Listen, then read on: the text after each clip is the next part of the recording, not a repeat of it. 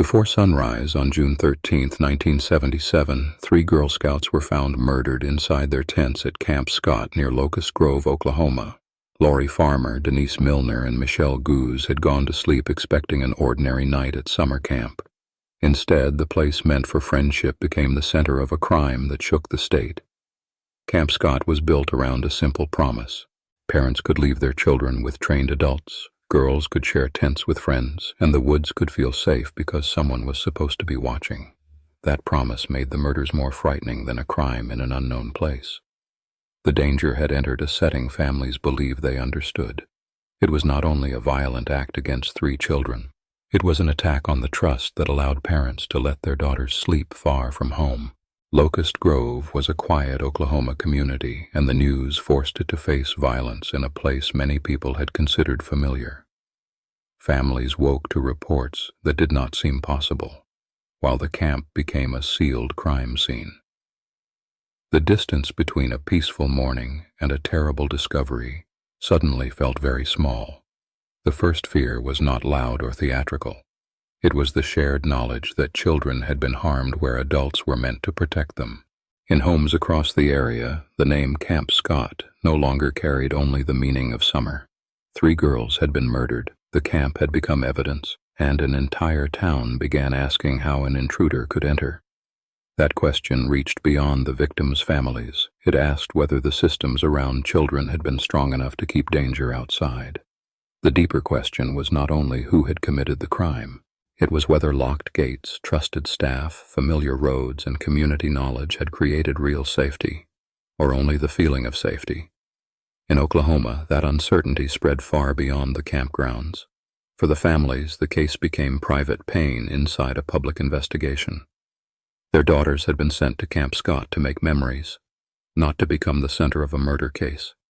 Every later report carried the same unbearable divide between the life before the murders and the life that followed. A family can continue through ordinary days while carrying an event that has changed every day forever. Birthdays, school seasons, and empty bedrooms could no longer be separated from the girl's absence. The search for answers could begin, but it could not restore what had been taken. Investigators had to start with a violent scene, frightened witnesses, and a community demanding an explanation. The first task was careful and exact. Find every piece of evidence, protect it from damage, and determine what it could truly show. In a case surrounded by fear, early decisions could shape everything that came after. The investigation also had to separate what people knew from what they suspected. A rumor could travel quickly through a small town, but speed did not make it proof. The search for truth required patience at the same moment that families and neighbors were desperate for certainty. The land around Camp Scott could no longer feel ordinary. A path through the woods, a place where children had slept, or a quiet patch of ground could carry a meaning that was invisible to anyone who did not know what had happened there. The camp's natural calm had been permanently altered by human violence. Places connected to songs, friendship, and summer play now held the memory of 3 deaths. For families who knew the story, the trees and tents were not simply part of the landscape. They became reminders that a familiar place can change in a single night. As the investigation developed, Oklahoma heard the name Gene Leroy Hart. Hart was an escaped prisoner, and investigators identified him as the central suspect in the murders. His escape made him a powerful focus for the search, but being suspected was not the same as being proven guilty. That distinction mattered even when the public wanted an immediate answer. Hart's name gave the fear a face and gave officers someone to find, but it did not yet provide the families with a complete account of what had happened. A suspect could draw attention without resolving the crime. The idea of an escaped prisoner moving through the countryside intensified fear in Locust Grove and across Oklahoma. It seemed to fit the public image of a hidden danger near homes, roads, and camps. Parents were no longer thinking only about what had happened at Camp Scott, but about where an unseen fugitive might be. Yet fear can make a story feel settled before the evidence is complete. The image of a dangerous man could become stronger than the facts that investigators still needed to test. The search had begun, but the truth had not. When Gene Leroy Hart was captured in 1978, the manhunt appeared to be moving toward a legal resolution, but an arrest was not the same as proof. Prosecutors built their case around circumstantial evidence, while the defense challenged the connection between Hart and the crime scene. In 1979, a jury found him not guilty, leaving the state without a conviction and the families without a complete courtroom explanation. Hart's acquittal changed the meaning of Camp Scott for Oklahoma. The case was no longer only a story about 3 girls killed at a summer camp. It became a warning about how quickly fear can create certainty, how difficult rural crimes can be to investigate, and how a suspect's identity can overshadow the evidence needed to prove guilt. The search for Jean Leroy Hart began as a step-by-step answer to a town desperate to feel safe again. After the June 13, 1977 murders at Camp Scott near Locust Grove, officers searched roads, wooded areas, buildings, and possible hiding places. Residents watched unfamiliar vehicles and listened for updates, while families wondered whether an escaped prisoner could be somewhere nearby. The search soon reached beyond Locust Grove. Law enforcement agencies across Oklahoma circulated Hart's name and description, and residents paid attention to reports of suspicious movements and possible sightings. Newspapers and radio stations carried each development to communities far from the camp. The case was no longer only a local tragedy. It had become a statewide concern. For ordinary families, the danger had no clear shape. They knew that 3 Girl Scouts had been killed at a place meant for supervised summer activities, but they did not know where the person responsible might be. Parents had to decide how much to tell their children, how closely to monitor them, and how to explain a threat that had not yet been captured. Open spaces also felt different.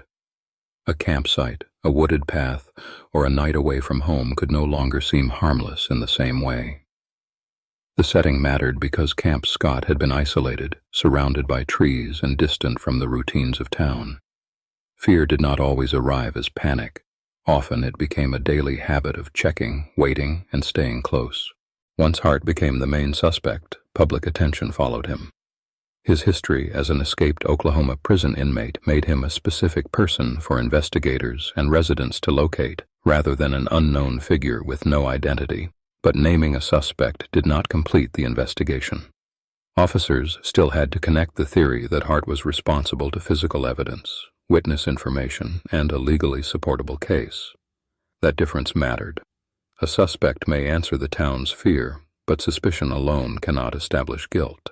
Investigators had to separate reliable information from rumor, document what they found, and preserve evidence that could withstand scrutiny. The case had to be tested through careful police work and the rules of law, even while the community demanded a fast answer after an especially violent crime. While the search continued, the victims' families faced a different kind of ordeal. Each day without an arrest carried the same unbearable question: how long would the person responsible remain free? The families of Lori Farmer, Denise Milner, and Michelle Goose had to endure public attention, repeated reports, and uncertainty while the investigation moved through leads that could not immediately produce a conclusion. An arrest might have felt like the first step toward peace, but it could not return the girls, restore the families' lives, or explain every painful detail of that night. It could not erase the fact that the murders had occurred inside a camp associated with children, counselors, and safety. The waiting held 2 truths at once. A suspect was needed, yet no arrest could undo what had happened. The investigation grew larger than a normal local case. Oklahoma was watching, newspapers followed each development, and every official decision carried emotional weight. The involvement of state authorities and the continuing manhunt reflected the scale of public concern. What began at a northeastern Oklahoma camp had become a test of whether law enforcement could identify and bring to court the person believed responsible. That pressure could bring more attention and more help. It could also make mistakes more costly. When an entire state expects an answer, every reported sighting can generate urgency, even when it proves unreliable. Investigators had to pursue leads without allowing publicity to replace verification. Uncertainty could feel like failure to a grieving public, even while officers were still establishing what the evidence truly showed. Beneath the headlines, people wanted something simple. They wanted to know who had killed the girls, why the camp had been entered, and whether their own children were safe. Those questions were practical as well as emotional. Parents needed to decide whether to send children to camps, sleepovers, and outdoor programs, while communities needed to know whether the danger was confined to Camp Scott or still active. In Locust Grove, a clear answer promised more than punishment. It promised a way to sleep again, to send children outside, and to believe that the danger had a name and an end. Without that answer, fear remained open, with nowhere to settle. The unresolved case also left the camp's ordinary purpose permanently linked to the murders, making the idea of summer camping harder for many families to accept. The manhunt reached a major turning point when Hart was arrested on June 6, 1978. Nearly a year after the murders, the central suspect was in custody, ending the immediate uncertainty over whether he remained free in the area. The arrest gave investigators a defendant to question and prosecutors a case to examine. For many people, it marked the first moment when the long search seemed to have produced a concrete result. But an arrest was not the same as justice. Custody began a legal process rather than ending it. The state still had to present evidence connecting Hart to the 3 killings, and the courts would have to determine whether that evidence was admissible and persuasive. A warrant, an arrest, or a widely held belief could not substitute for proof presented under Oklahoma's criminal justice system. Relief after an arrest could exist beside doubt. Some residents and families may have felt safer knowing Hart was no longer free, especially after the length of the manhunt. Others still needed the evidence to speak clearly before accepting that the case had been solved. Those reactions were not contradictory. Public safety required removing a suspect from the community, while justice required determining responsibility through evidence and procedure. The arrest did not close every question. It changed the question. The community was no longer waiting only for a manhunt to end. It was waiting to learn whether the case against Hart could survive the careful demands of a courtroom. Investigators and prosecutors now faced the task of organizing testimony, physical findings, and investigative records into a case that could be challenged by the defense. The search through Oklahoma now gave way to a trial. The issue was no longer simply who seemed possible or who had generated the strongest public suspicion. The issue was whether the state could prove that Hart committed the murders at Camp Scott. That shift from pursuit to adjudication changed the standard of decision-making, placing the outcome in the hands of legal proceedings rather than public expectation. The courtroom used a higher standard than public suspicion. In simple terms, the state had to show guilt beyond a reasonable doubt. If the evidence did not meet that standard, the law required a different answer, even when the community still carried its grief. The transition from manhunt to courtroom therefore changed not only the setting, but also the meaning of an answer. Conviction required proof, while fear and certainty in the public mind did not. Beneath the case file, the central fact remained painfully simple. On June 13, 1977, 3 young girls had been killed inside their tents at Camp Scott near Locust Grove. Lori Farmer was 8, Denise Milner was 10, and Michelle Heath was 9.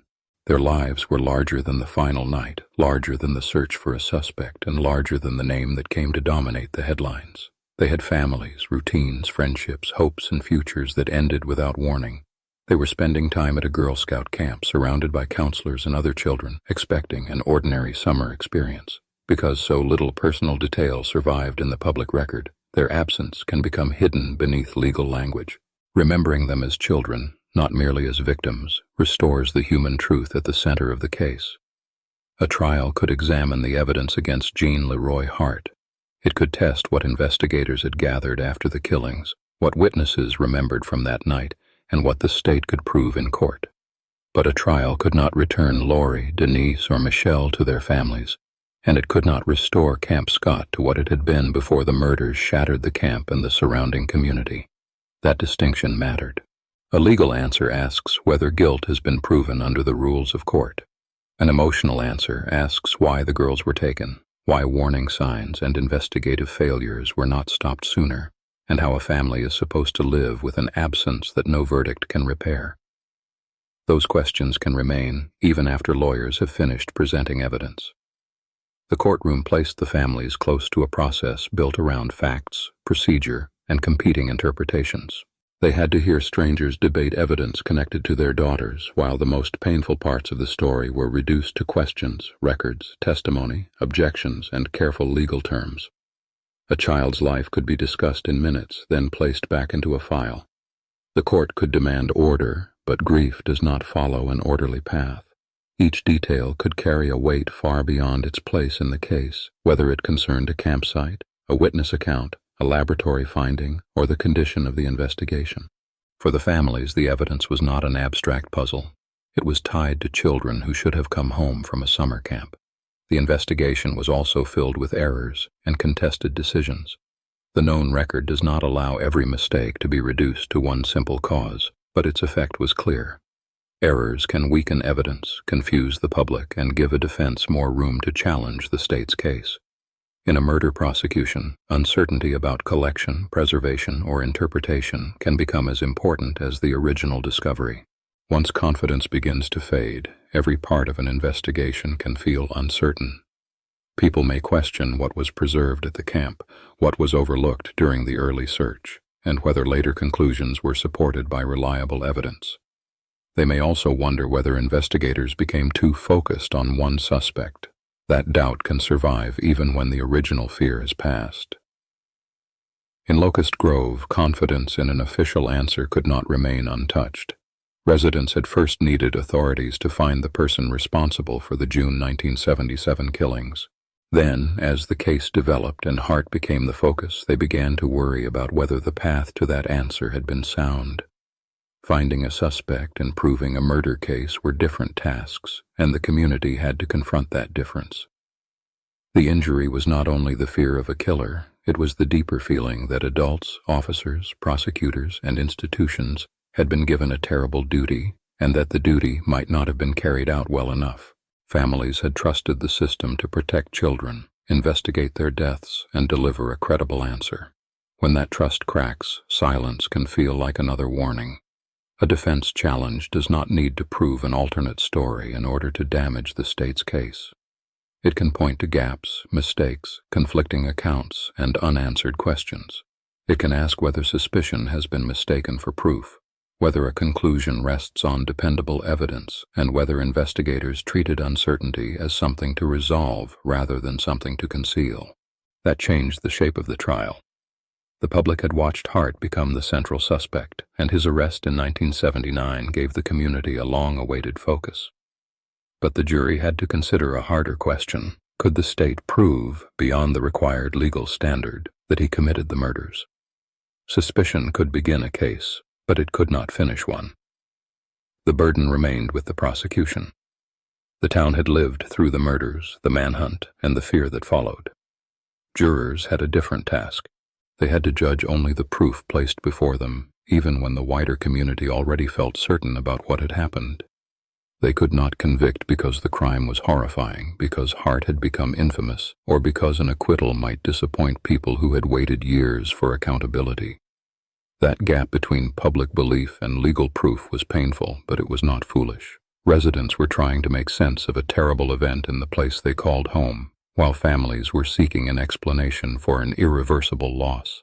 Jurors were trying to follow a rule designed to prevent conviction when the evidence left serious doubt.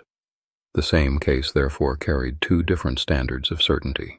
After Hart was arrested and tried for the murders, the jury found him not guilty. The verdict came in 1979 after the investigation, the manhunt, and years of public attention had made the case one of Oklahoma's most closely followed criminal proceedings. In legal terms, the decision meant the state had not proved its case beyond the required level. It did not mean the murders had not occurred. It did not identify another killer. It did not explain every unanswered question surrounding the camp, the investigation, or the evidence presented at trial. And it did not erase the fact that 3 girls had been murdered at Camp Scott on a summer night in 1977. The verdict resolved Hart's criminal case, but it did not resolve the larger mystery or establish what happened to the person responsible.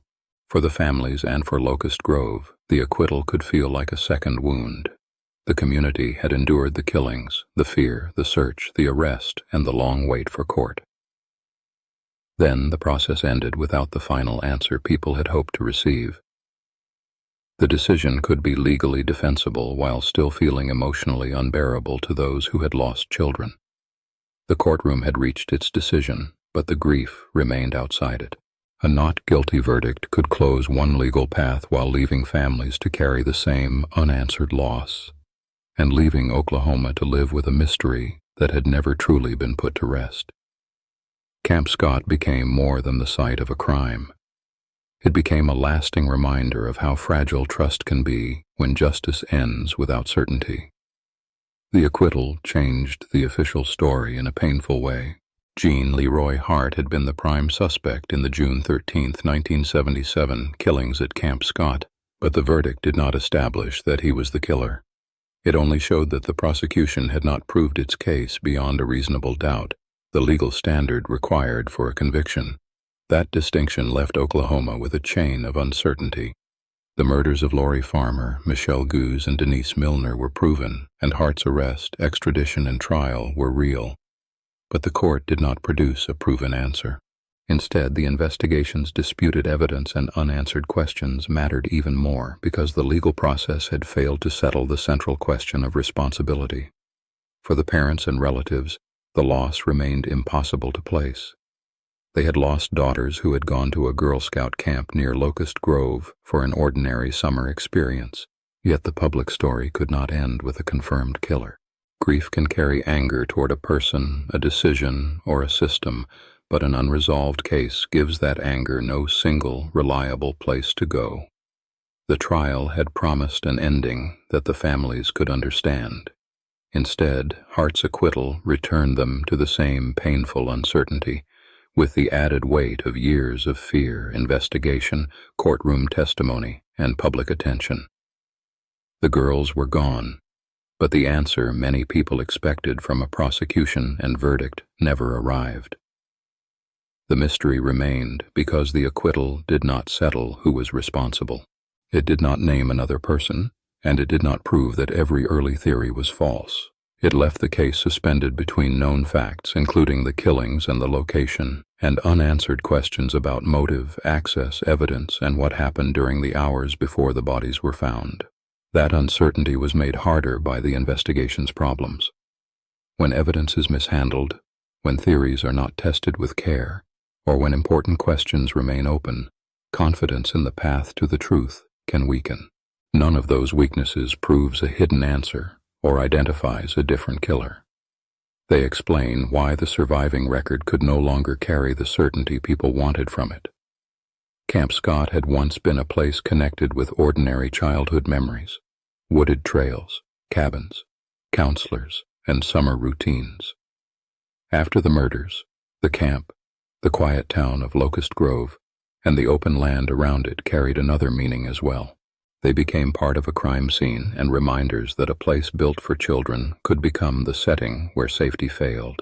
Families could still love the outdoors, children could still attend camps, sleep away from home, and visit rural communities. People could still live in small towns and trust their neighbors. But trust was no longer automatic, because the murders had shown that danger could enter a place designed to feel supervised, familiar, and secure. Fear traveled beyond the courtroom and into ordinary decisions. Parents began to think more carefully about camps, sleeping arrangements, supervision, locked facilities, and the distance between children and emergency help. Children heard adults speak in lower voices, and communities asked more often who was watching over young people, how quickly danger would be reported, and whether warnings would be taken seriously. That did not mean every family followed the same rule or that one event created a single statewide policy across Oklahoma. The deeper change was in the questions people carried after 1977. Who was responsible for safety at a remote camp? What had been missed before the attack? Which procedures protected children, and what would happen if warning signs appeared again? The people who survived that night, or who carried memories of it, faced a burden that did not end with the trial. Survival could mean living with fear, difficult questions, and the knowledge that others had not come home. For counselors, campers, relatives, investigators, and residents of the surrounding area, the events became memories connected not only to one morning, but to years of questioning afterward. Their memories also became part of a public case. Each new question could reopen the night, while silence could feel like surrender or abandonment. The legal process treated testimony as evidence to be tested, compared, and challenged. But the human cost of remembering could not be measured in a transcript, reduced to an exhibit, or resolved by a courtroom ruling. A high-profile investigation tests more than a single suspect. It tests how officials gather and protect physical evidence, how they document a crime scene, how they examine competing theories, and how clearly they explain what is known and what remains uncertain. It also tests whether investigators can preserve public confidence while pressure grows from families, reporters, and a frightened community. In Camp Scott, those questions became part of Oklahoma's public lesson. When many people are watching, errors do not remain private. They become evidence of whether the wider system can be trusted when a community is frightened and 3 families are waiting for truth. The case showed that a prosecution can reach a courtroom and still leave the public without the certainty it expected. The 3 girls must not be remembered only as victims of a crime. Lori Farmer was 8, Michelle Goose was 9, and Denise Milner was 10 when they were killed. Reducing them to a case number, a newspaper headline, or 3 names in a legal argument creates another kind of loss because each girl had a family, friendships, routines, and a life that existed before that terrible morning. Their deaths changed Oklahoma, but their lives mattered before the case began. Holding both truths together is essential. The crime deserves careful attention because its unanswered questions affected law enforcement, families, and public trust. At the same time, Lori, Michelle, and Denise deserve to be remembered as children with identities and futures, not only as evidence of how the investigation failed to reach a final answer. Public memory kept the case from disappearing. People remembered Camp Scott, retold the known facts, followed developments involving Hart, and continued to ask questions because forgetting could feel like abandoning the girls and their families. The continued attention also preserved a record of how Oklahoma confronted a crime that remained unresolved after the courtroom had closed. But memory carries a painful tension. It can protect the truth from being erased while also keeping people tied to the worst night of their lives. To remember Camp Scott with care means refusing both extremes, neither turning suspicion into a proven answer nor allowing the unanswered loss to fade into silence. The girls' names, the family's grief, and the limits of the evidence all belong in the record. In Locust Grove, Oklahoma, remembering Lori Farmer, Denise Milner, and Michelle Goose had to exist alongside the routines of ordinary life. The girls had been killed at Camp Scott on June 13, 1977, yet the town still had to send children to school, open businesses, attend church, and face another morning. Grief did not suspend the calendar. Moving on could help a family survive, but quiet could also feel dangerous, as if silence might be mistaken for forgetting. Looking back kept the girls' names and the investigation's unanswered questions alive, yet it could reopen the same wound. For families, neither withdrawal nor remembrance offered a clean path through the years that followed. Jean Leroy Hart remained at the center of the lasting mystery, but his place must be stated carefully. Hart was an escaped prisoner who became the prime suspect in the Camp Scott murders. Authorities arrested him, prosecutors brought him to trial, and a jury found him not guilty. Those events are established. What they did not establish was the identity of the killer. That verdict did not prove who killed the girls. It meant only that the prosecution had not shown enough evidence to convict Hart under the legal standard required in court.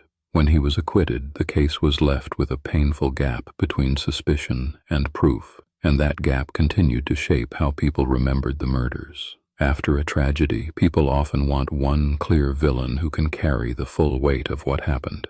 A named suspect can make fear feel easier to understand by giving the mind a target. Uncertainty is harder. It spreads into the woods, the roads, the campgrounds, and every question about what investigators knew and when they knew it. Camp Scott offered no simple ending. The legal result did not provide the certainty many people expected, and the unanswered questions remained larger than any single name. Respecting the facts meant holding 2 truths at once. Hart had been the prime suspect and had been acquitted, while the murders themselves remained unresolved. The investigation searched for physical evidence, witness information, and leads that might identify the person responsible. The state brought Hart into a courtroom. The jury examined the case and returned its decision. Each part of the justice system performed its assigned role, yet those procedures did not produce a final account of how the girls died. That is one of the hardest limits of justice. A system can investigate, arrest, charge, and hold a trial without discovering the full truth. A courtroom can reach a legal decision based on the evidence presented, while families continue facing a personal question that law alone cannot answer: who killed Lori, Denise, and Michelle? The words "not guilty" carried a precise meaning inside the courtroom. They did not mean the murders had not happened, and they did not identify another person as the killer. They meant the evidence before the jury did not meet the legal standard for conviction. The distinction was exact in law, but difficult to absorb outside it. For the families, those words could sound like another door closing after years of investigation and fear. For the public, they became a source of argument about evidence, responsibility, and whether the truth had been reached. One verdict could hold a legal meaning for the court, a painful meaning for relatives, and a confusing meaning for everyone still searching for answers. Mistakes in an investigation can deepen that confusion. When evidence is mishandled, leads are missed, or early actions are questioned, trust begins to weaken. The problem is not limited to one disputed detail. Doubt can spread across the entire process, making every later statement, conclusion, and official explanation harder for people to accept.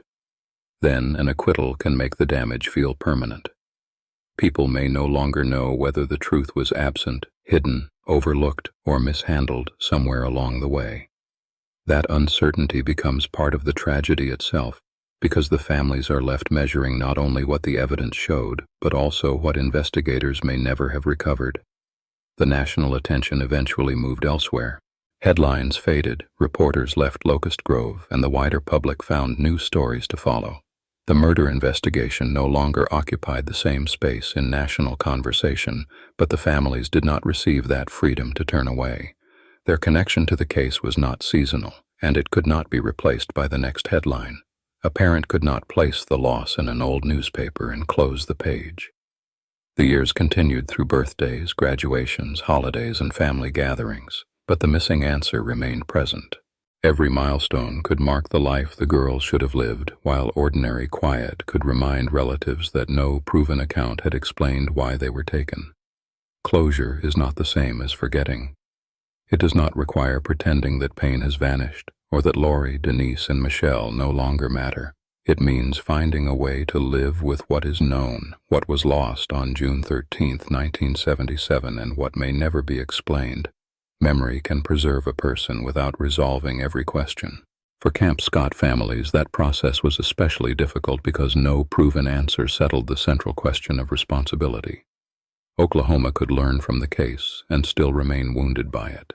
Memory could preserve the girls' names and the facts of the tragedy, while also keeping the worst night close for the people who had to carry it.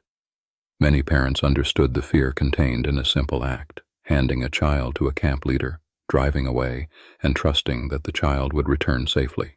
Camp Scott changed that trust for many people in Oklahoma. The danger was no longer an idea kept far away from childhood spaces. It had entered a place organized around supervision, recreation, and children. After that summer, leaving a child somewhere carried more questions. Who was watching? Who was responsible? What would happen if danger appeared after dark?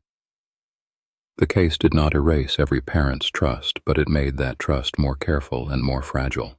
A routine decision could now carry the memory of 3 girls whose families expected them to come home. After Camp Scott, safety could no longer mean only locked doors or a list of names. Families began asking harder questions about supervision, access, emergency communication, and the physical security of summer camps. Who would supervise the children after dark? How would staff respond to an intruder? What would happen if a camper disappeared, a warning was missed, or help was delayed? Those questions did not create one simple rule for every camp in Oklahoma. They created a lasting demand for clear responsibility. Parents needed to know who owned or operated a camp, which adults were on duty, what safeguards existed, and who would contact law enforcement when danger appeared. Safety became an issue of accountability, not merely good intentions. Inside 3 Oklahoma homes, the tragedy became painfully ordinary. There was an empty place where Lori Farmer, Doris Milner, or Michelle Goose should have been, while school, work, meals, and summer days continued around that absence. Calendars still moved forward, but ordinary routines carried the permanent knowledge that 3 daughters would never return from Camp Scott. The wider world could return to its routine. A parent could not parent. The murders were no longer only a case in the news, linked to Locust Grove and a remote summer camp. They were 3 missing voices inside homes that had once expected to hear them. Every birthday, holiday, and family gathering could turn the passage of time into another reminder. The investigation also left a lesson for future cases. Early work must be careful, because a small missed detail can matter years later when every fact is tested in court.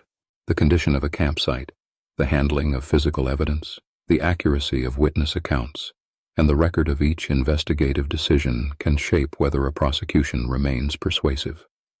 At Camp Scott, mistakes and weak points became part of the story. When Jean Leroy Hart was tried in 1979 and found not guilty, those failures made it harder for the public to know whether the truth had never been found or had been mishandled. The verdict did not resolve questions about the investigation. It placed those questions at the center of public memory. Uncertainty has its own weight.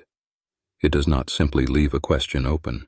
It keeps families standing before the same silence, year after year. In the Camp Scott case, uncertainty survived the arrest, the courtroom testimony, and the jury's decision. Time could add documents, theories, and recollections, but it could not supply the certainty the verdict failed to deliver. They were not waiting for a thrilling mystery to unfold.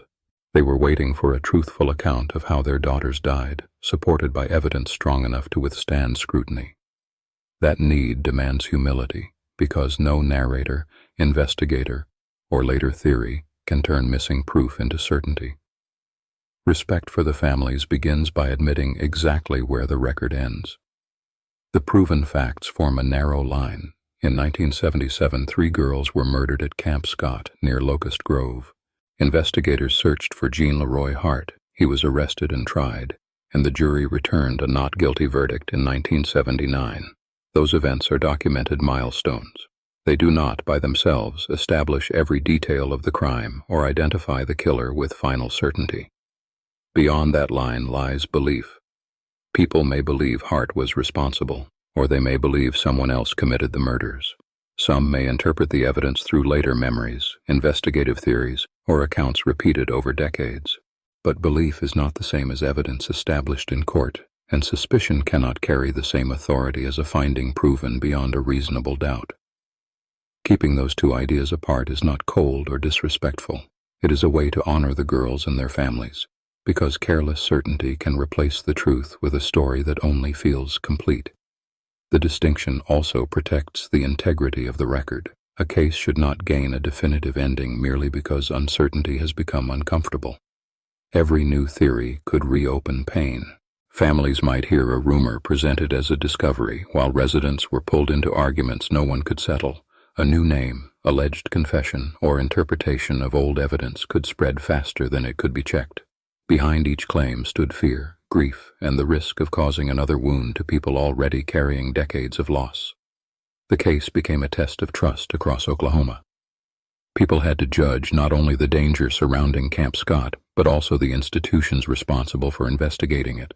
Local authorities, prosecutors, courts, and later commentators all influenced how the public understood the murders. Confidence depended on whether those institutions preserved evidence, explained decisions, and treated the victims as more than headlines. When errors entered the investigation and the trial ended without a conviction, official confidence became harder to accept. Trust could not be restored by asking people to stop questioning. It had to be earned through facts, care, and honesty about what remained unknown. For many Oklahomans, the case showed that institutional authority is strongest when it can withstand scrutiny rather than demand silence. The families deserved justice, but the trial did not provide a proven answer about who killed their daughters. It produced a legal result concerning the state's case against Hart, not a complete account of the crimes. That difference mattered because the families were left with the consequences of murder, while the public record stopped short of identifying a convicted perpetrator. A verdict alone could not heal that loss. The missing ending was not a device in a mystery story. It was the condition these families had to live with after the courtroom emptied. They still had memorials, photographs, belongings, and memories, but no judicial explanation that could connect those personal reminders to a confirmed account of the killings. Hart's not guilty verdict did not erase the murders. It did not erase the fear that spread through Locust Grove or the errors that damaged the investigation. Camp Scott remained associated with the deaths of 3 children, and the case continued to influence how Oklahomans thought about camp security, investigative responsibility, and the danger of treating early failures as minor details. It also did not prove that another suspect was responsible. The court rejected the state's case beyond a reasonable doubt, but that legal result could not tell the families everything they still needed to know. It established what the prosecution failed to prove against Hart. It did not establish who committed the murders, and it did not close the wound left in 3 Oklahoma families. No report can fully hold the last fear felt by Lori Farmer, Denise Milner, and Michelle Goose at Camp Scott on June 13, 1977, or the first grief that entered their families' homes. Records can preserve the date, the campgrounds near Locust Grove, the search, and the evidence, but they cannot measure the weight of a child's final moments or a parent's first realization that safety had failed. In Locust Grove, the mystery became more than a set of facts from a police file. It became the silence after questions, the empty places in family homes, and the knowledge that distance from a city, adult supervision, and a trusted camp could not guarantee protection. The murders changed how a small Oklahoma community understood the word safe. That is why the Camp Scott story must be told with care. A careful account keeps the 3 girls from being reduced to victims in a famous case, names investigative failures without inventing evidence, and explains Jean Leroy Hart's legal outcome exactly as it happened. The record contains uncertainty, and honesty requires leaving uncertainty visible rather than filling it with speculation. Hart was arrested in 1978, brought to trial in 1979, and found not guilty by a Mays County jury. That verdict did not identify another killer, and it did not prove that every part of the investigation was useless. It established one legal conclusion. The state had not proved Hart's guilt beyond the standard required for conviction. Before the murders, the girls were more than names in a case file. Lori Farmer was 8, Denise Milner was 10, and Michelle Goose was 9.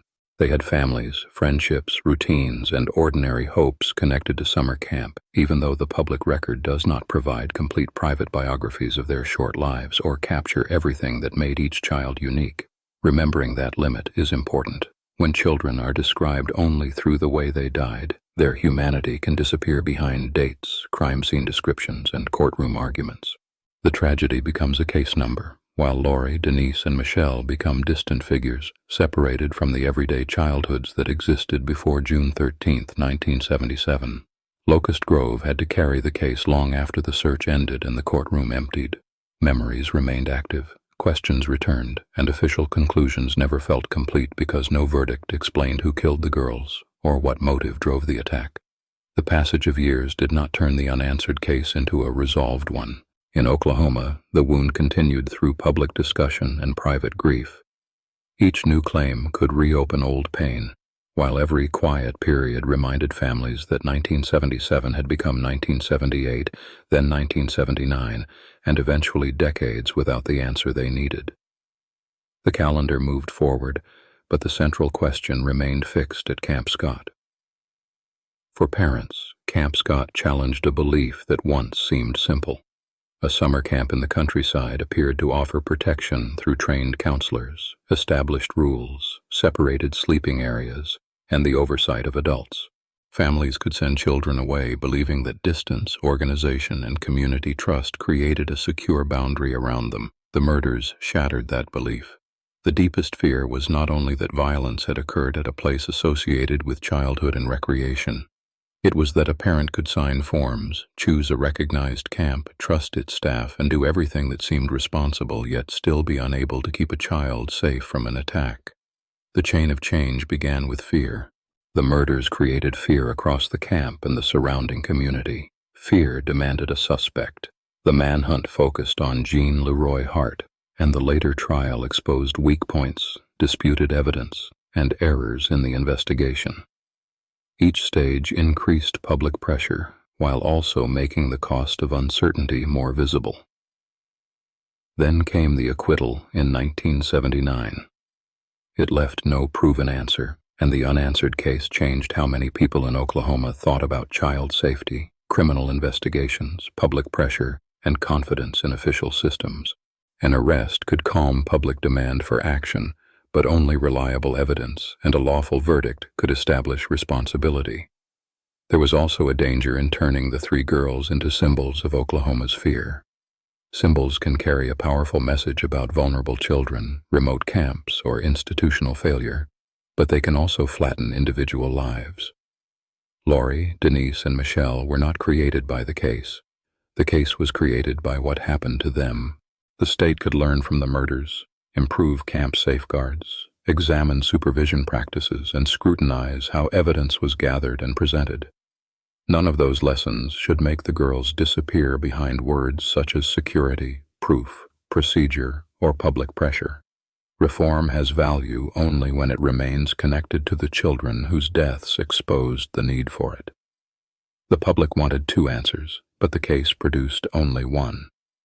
The legal answer came from the 1979 jury, which found Jean Leroy Hart not guilty. That decision closed the trial without establishing that Hart was innocent in some broader historical sense, and without establishing who else, if anyone, was responsible for the murders. The human answer remained unknown. Who killed the girls and why was never established in court, and that divide is why the case still matters. The law reached a decision based on the evidence presented, but the families were left without the truth they had sought since June 13, 1977. Hart's arrest had offered the hope of an ending. After months of fear and a large search, it suggested that the long uncertainty might finally have a name, a reason, and a place in the past. For families and investigators, a suspect could make the case appear to be moving toward a conclusion, even before a jury tested the evidence. The acquittal returned the community to uncertainty, but with deeper pain than before. Locust Grove had endured the murders, the search, the accusations, and the trial, only to learn that neither the courtroom nor the investigation had supplied the ending the families deserved. The case changed Oklahoma not because it delivered certainty, but because it revealed how much certainty could be promised and still remain out of reach. No honest conclusion can claim that Jean Leroy Hart was proven responsible. In 1979, an Oklahoma jury found him not guilty after prosecutors presented the state's case, and the investigation's earlier mistakes weakened what could be established in court. The verdict did not identify another killer, and it left the central question unanswered. But the verdict also did not prove that the entire investigation was meaningless. It showed something narrower and harder to accept. Oklahoma could arrest a suspect, prepare a prosecution, and bring that suspect before a jury, yet still fail to prove who killed the three girls at Camp Scott. For the families, continuing to ask what happened was not obsession. It was an act of love shaped by loss. When a daughter is murdered and no killer is proven, the question keeps her life present through birthdays, anniversaries, family records, and memories that might otherwise be reduced to a case number. The unanswered question carried pain, but it also carried memory. Asking was a way to insist that the girls were more than names in police reports, more than symbols of danger at a summer camp, and more than a story that ended with Hart's acquittal in a courtroom. Oklahoma learned that public pressure can demand speed, especially when children are killed in a place meant to be safe. Camp Scott was a Girl Scout camp near Locust Grove, not a battlefield or a known criminal setting. But speed cannot replace careful interviews, reliable evidence, documented procedures, or a case strong enough to survive trial. Camp Scott showed why a major crime must be handled for more than the first wave of fear. Investigators, prosecutors, and courts must build a record that can withstand conflicting accounts, legal challenges, changing memories, and time. That obligation becomes even more important when the public is demanding an immediate answer. The camp became quiet again, but the mystery did not become quiet for the families. It followed them into birthdays, school milestones, holidays, family gatherings, and ordinary days that continued without the children who should have been there. A closed investigation could not restore those routines or supply the certainty that the trial failed to deliver. For outsiders, an unsolved case can become a puzzle assembled from names, dates, rumors, and competing theories. For the families, it is a wound kept close by uncertainty. Every new claim may create attention, but attention is not the same as truth, and curiosity can never carry the same weight as the loss of a child. The facts return us to 1977. 3 young girls were murdered in their tents at a Girl Scout camp near Locust Grove, Oklahoma. Jean Leroy Hart became the prime suspect, was arrested, and was tried in 1979. After hearing the evidence and arguments, an Oklahoma jury found him not guilty. After that verdict, the murders remained without a proven killer. The record held an arrest, a prosecution, disputed evidence, witness testimony, legal arguments, and an acquittal. It documented what the state believed it could prove, but it could not supply the final answer the families needed. The lasting public consequence was a deeper awareness that a case can shape a state even when it does not produce a conviction. Camp Scott remained part of Oklahoma's legal and cultural memory because it exposed the distance between public certainty and proof in court, especially when the victims were children and the crime had unsettled communities across the state. That distance changed the meaning of the case. It was no longer only a search for one man. It became a lasting lesson about how fear, evidence, and justice can collide. A community may feel certain that someone must be responsible, while a jury must decide whether the evidence proves guilt beyond a reasonable doubt. The human cost was measured in years without legal closure. Families had to live with grief while the public continued to revisit the case, sometimes treating private pain as a question available for public debate. Each anniversary could bring renewed coverage, new speculation, and the same absence of a legally established killer. For people connected to the investigation, the case also carried a lasting burden. Every new claim had to be weighed against the danger of raising hope, reopening pain, or creating another explanation that the evidence could not support.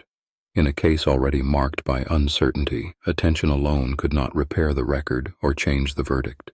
The aftershock reached beyond Camp Scott because the 1979 trial record placed a hard limit on what Oklahoma could say with confidence. Jean Leroy Hart had been accused, arrested, and tried, but the jury's finding meant that the accusation could not stand as proof. In law, suspicion and prosecution are not the same as a conviction. That result changed an assumption many people carry in moments of fear, that an arrest means the truth has been found. At Camp Scott, the arrest brought the state closer to a courtroom, but not closer to a proven answer. The trial demonstrated that a suspect can occupy the center of an investigation without the evidence establishing guilt. One question remains beyond what the case can settle. Who entered those tents near Locust Grove and killed the 3 girls? The record can show what investigators believed, what prosecutors argued, and what the jury rejected. It can identify the legal outcome, but it cannot name the person responsible with certainty, and that is why the case remains painful. The verdict closed one legal chapter, but it did not close the lives left waiting for the truth. For the families, 1979 did not erase 1977, and an acquittal could not transform uncertainty into an answer they could carry forward. After Camp Scott, a summer camp could no longer be judged only by its cabins, counselors, meals, and cheerful schedule. Parents began asking harder questions before signing permission forms. Who could enter the grounds? How staff checked unfamiliar people? How quickly deputies or medical help could arrive? And whether a remote camp had a written plan for protecting children during an emergency. That change did not erase danger, and it did not produce one single safety rule across Oklahoma. Its lasting effect was more basic, but still important. Camp security, supervision, communications, and emergency access became part of the public conversation before a child was sent away, rather than subjects discussed only after a catastrophe had exposed the gaps. For the families, the aftermath had no clean ending. Jean Leroy Hart's arrest in 1978, his 1979 trial, and the jury's acquittal addressed a legal question, but they could not restore Lori Farmer, Doris Milner, or Michelle Goose. They also could not settle every doubt surrounding the physical evidence, witness accounts, investigative decisions, and identity of the person responsible. That burden followed people into ordinary life. Each June brought another anniversary of the 1977 killings, with ceremonies, newspaper coverage, and renewed attention to the family's loss. Parents, former campers, investigators, and Locust Grove residents carried different memories of the same event, while the passage of time changed details without removing the central absence. The case also changed a wider belief about small towns. Quiet roads, familiar names, and distance from Tulsa were no longer proof of safety. Camp Scott's wooded setting near Locust Grove showed that severe violence did not require a crowded city, a notorious neighborhood, or an obvious warning. In Oklahoma, the assumption that danger belonged somewhere else became harder to defend. That shift reached beyond one Girl Scout camp. It influenced how the public viewed remote camps, isolated properties, and investigations in places where personal ties could shape what people said, what they feared, and what they chose to remember. Distance could slow response, limited communications could magnify confusion, and community familiarity could complicate the search for impartial answers. One question remains beyond the power of the verdict to settle. If Jean Leroy Hart was not the killer, then who entered the camp, crossed the grounds during the night of June 12, 1977, and left before investigators could identify that person? The acquittal rejected proof beyond a reasonable doubt, but it did not identify an alternative suspect or explain every unanswered detail. The surviving record cannot supply a complete answer. It preserves statements, laboratory tests, courtroom arguments, timelines, and competing interpretations, but no document can replace the missing certainty at the center of the case. Later theories may organize the facts in different ways, yet a theory is not the same as a finding established by a court. What endured was not only an unsolved crime, but a permanent demand for better care. Children at isolated camps needed trusted adults who knew the terrain, reliable ways to summon help, clear emergency plans, controlled access, and timely communication with families. The public also needed institutions willing to examine failures before another family faced the same silence and uncertainty. The murders changed how many people understood closure. Closure could mean that investigators had made an arrest, attorneys had presented their evidence, and a court had finished its work. It could not mean that every private question had disappeared, or that an acquittal transformed uncertainty into an explanation accepted by everyone connected to the case. For the families, continuing to ask was not an attempt to keep fear alive. It was a way to protect the truth from being reduced to an old headline and 3 names repeated once a year. Remembering the victims as children and examining what authorities knew and did kept the case connected to accountability rather than allowing time to erase its human cost. At Camp Scott, the grounds eventually grew quiet again, but the unanswered question never left.